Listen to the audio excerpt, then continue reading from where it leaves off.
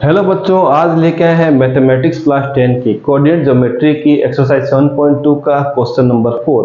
Question number 4 में क्या पूछा है कि अगर ये जो पॉइंट है इन दोनों को ज्वाइन करने वाली लाइन को अगर ये पॉइंट डिवाइड करे तो किस रेशियो में डिवाइड होगा वो फाइंड कीजिए।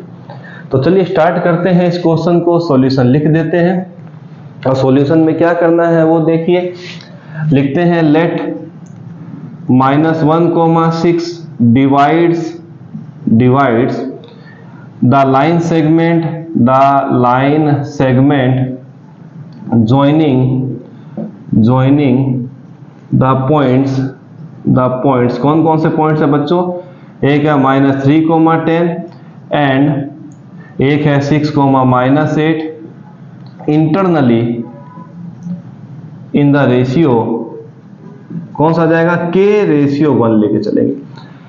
सर के रेशियो 1 ये तो नया आ गया, हमने तो m1 m2 सुना था। तो ध्यान रखिएगा, क्योंकि हमें अगर इसको सॉल्व करना है तो हमें पता है कि इसको सॉल्व करने के लिए हमारे पास एक इक्वेशन आएगी। अब अगर एक इक्वेशन आएगी तो हमें क्या लेना पड़ेगा? नंबर भी, वेरिएबल भी, कोई भी चीज जो मानेंगे वो भी कितना लेना पड़ेगा? एक वेरिएबल लेना पड़ेगा। तो यहाँ पर वेरिएबल कितना हो गया? एक के ले लिया हमने। और जब हम सॉल्व करेंगे तो इसको आसानी से सॉल्व कर सकते हैं। एक वेरिएबल में एक इक्वेशन में एक वेरिएबल, दो वेरिएबल में दो इक्वेशन।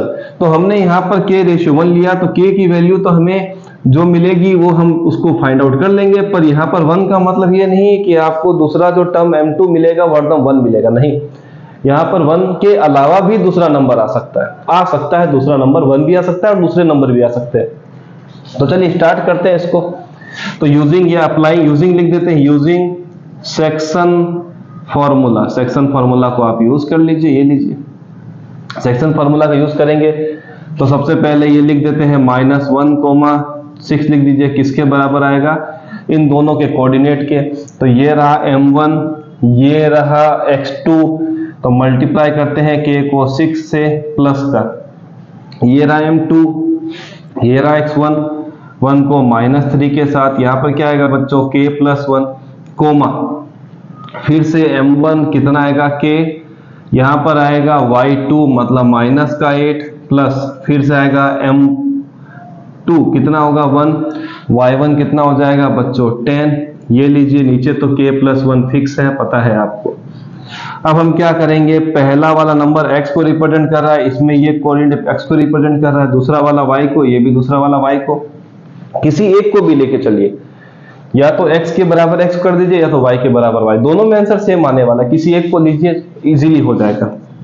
मैंने -1 को लिया, किसके बराबर लेता हूं बच्चों? यहाँ पर आएगा 6k, यहाँ पर आएगा -3 और यहाँ पर आ जाएगा k + 1। अब आगे सॉल्व करते हैं तो -1 के साथ बच्चों आएगा k + 1, किसके बराबर? 6k - 3 के बराबर।